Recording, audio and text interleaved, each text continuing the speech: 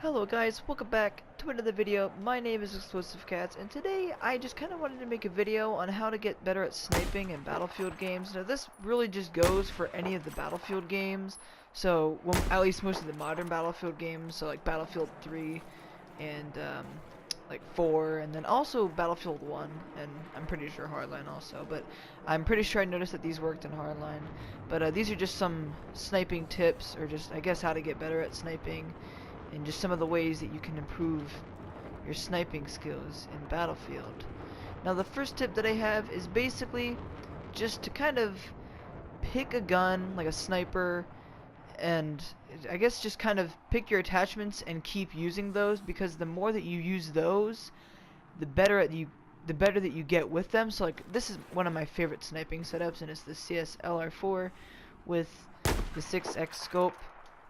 I don't know why, I just feel like I always do really good with this.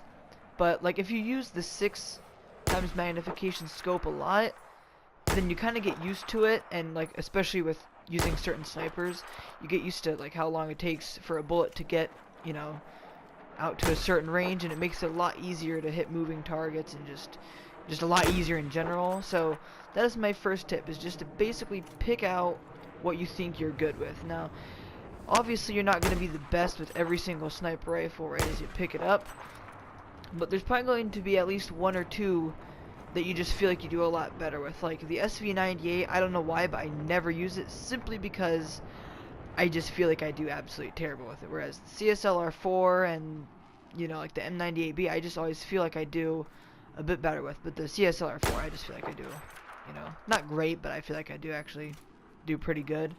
But my second tip is to never move while aiming down sights and sniping. Like right there I hit, but like as you can see, I'm strafing back and forth and I'm aiming right at the target, and this isn't, you know, this is only 100 meters away, so I'm not really affected by bullet drop that much, but the targets, I'm still missing the targets quite a bit. Now this isn't missing too much, well, I'm not missing all of them, but as you can see, it can be very inaccurate, and it's much more difficult to hit shots, especially at longer ranges.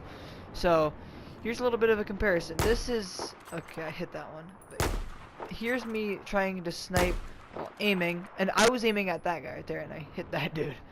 And then here's me just not moving, and you don't even have to hold your breath. As long as you're just standing still and not moving, then it's 100 times easier to hit the targets that you're trying to shoot. And it's, I've always noticed, I've always wondered, like before I really learned about this and how much it actually affects you, I always wondered why it seemed like I could aim right at enemies yet still miss. And I figured out not too long ago that the entire time I'd been missing my shots and thinking that I was just really bad was almost basically just because I always tend to kind of move back and forth while I'm, you know, going in between targets and everything. And so that is actually a really good tip, because it just not moving has helped me become a lot better, especially recently. Now my third tip is to turn aim assist off. Now, although it does help you with, you know, especially like in close range, usually with like assault rifles and automatic weapons, it's not very good for sniping, and that is because what aim assist, and especially aim assist slowdown, does is whenever you aim, like, or whenever your reticle or however you're aiming gets close to an enemy, it tends to, well, it does slow down your aim. Usually that's just to help you if you have like higher sensitivities. You don't just, let's say I was aiming at this guy and I try to aim over, I don't just kind of, you know, go flying all over the place. It kind of goes and then slows down whenever it gets close to him. Now that it can help, but whenever you're sniping, it can really make it a lot more difficult. And that's because, especially whenever you're sniping moving targets, whenever you're trying to follow them, let's say I'm aiming right here. Here, let me see. I'm aiming right here, and I want to catch up to this guy. With aim assist on, whenever I try to catch up, it would go and then it would slow down, and I'd have to like try a lot harder just to get my reticle to get near him.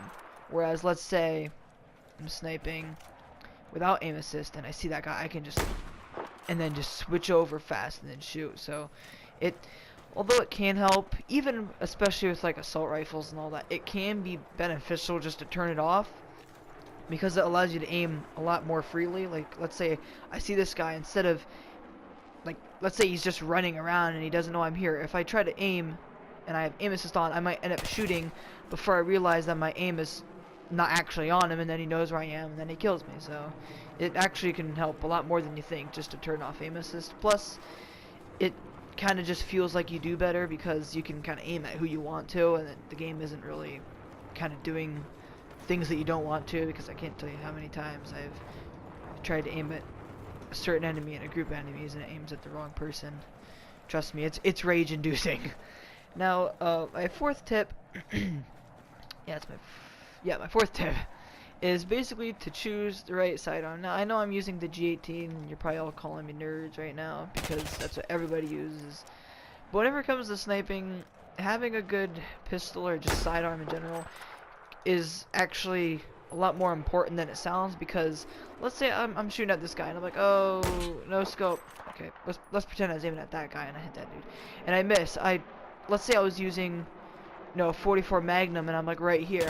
I'd be kind of shooting and I'd be missing because it has a lot of recoil and it's not really good for close range. So like the G18, the Shorty, and guns like the M9 and the P226, especially the 5.7, are all really good for close range, whereas let's say I was, you know, more of the kind of person who likes to keep my distance and, you know, always kind of switching positions, I would want something like the 44 Magnum or the Deagle, because they're a lot better at ranges than something like the Glock, which really isn't effective at anything past like here. Well, even here it's not that effective. Wow, that actually took a lot more bullets than I thought it would. But, so my fourth tip is just picking a good sidearm, because as much as it kind of does sound important, it's almost more important than it actually sounds important. I know that's kind of hard to explain, because that didn't really make much sense. But my my fifth and final tip is basically to learn, I guess, sort of the spread patterns of hip fire and the bullet velocity of especially the sniper rifle that you're using, because your pistol, a lot of the pistols just they're not really good at range. Like, even if you're using something like the 44 Magnum, you don't really have to learn as much, you know, how fast the bullets travel, whereas sniper rifles, especially if you're sniping at long range, it really pays to learn the velocity, not like specific velocity, but just kind of a rough estimate of where you would have to aim. Like, let's say I'm using, you know, the CSLR4, and say I'm gonna go all the way back up here on top of this thing, and then I will switch to one of these just to kind of you know, show the difference. But let's say I'm right here and I want to snipe at this guy. That's how far I have to aim ahead of him. That's a little too far.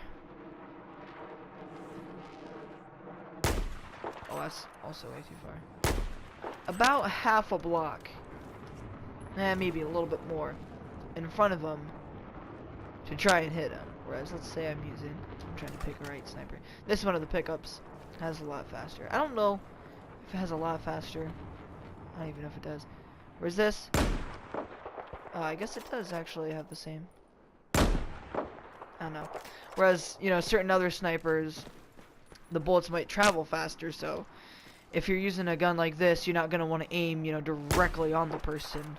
Whereas something like the M98B, or especially like the J&G 90, you know, it's a lot easier to hit moving targets because the bullets travel a lot faster. And the other part of that is to learn, I don't know if I would call them spread patterns, but kind of the characteristics of it sounds kind of weird, but like the characteristics of hip fire, like of your weapons.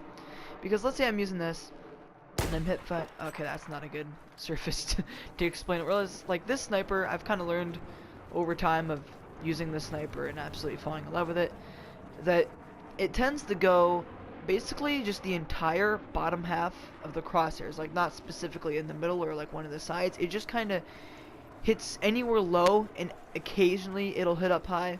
So I know that, let's say I'm trying to hit this guy, I'm not really going to want to aim, you know, either like center or low. So I'm not going to want to aim, like if I'm trying to hit him in the head, I'm not really going to aim right there, because as you can see, it think it hit lower. I don't even know if it showed up. But so like the hipfire of this gun just kind of shoots low, whereas you know another sniper might shoot to the side, because using the laser can help, but a lot of times with certain weapons it doesn't. Like this one can help because the laser is at the center of the reticle, or the center of like the hipfire area, so it's kind of easier to, you know, calculate. But there, like it hit, you know, it didn't hit exactly, but it still hit near where the laser is. So that's another thing, whereas like this, the laser of this gun's actually pointing to the very bottom of, you know, or the bottom left corner of sort of the hipfire area or reticle or whatever. So let's say I'm using in this, or this G18 in hardcore, I would know to aim to the top, like top and to the right of where the laser is pointing. Whereas this, I could just say, oh, I know if I'm in hardcore and I'm trying to no-scope somebody, I can basically just aim, you know, where my laser is pointing. That actually does pay off, especially with sniper rifles, you know, in hardcore and everything. So it really can pay to just kind of learn like the laser sights and like the hipfire characteristics, especially for hardcore whenever you don't have the hipfire area. But there are some other things, but those are kind of my 5 things to kind of really just kind of get you started. And some of them are basic, whereas some of them are just kind of tips that I've picked up, not picks that I've tipped up, tips that I've picked up over time, and I've just kind of learned myself. But hope you guys found this, you know, helpful or maybe interesting. Without any further ado, hope you guys enjoyed the video. I'll see you guys next time. Yeah, I'm not the best.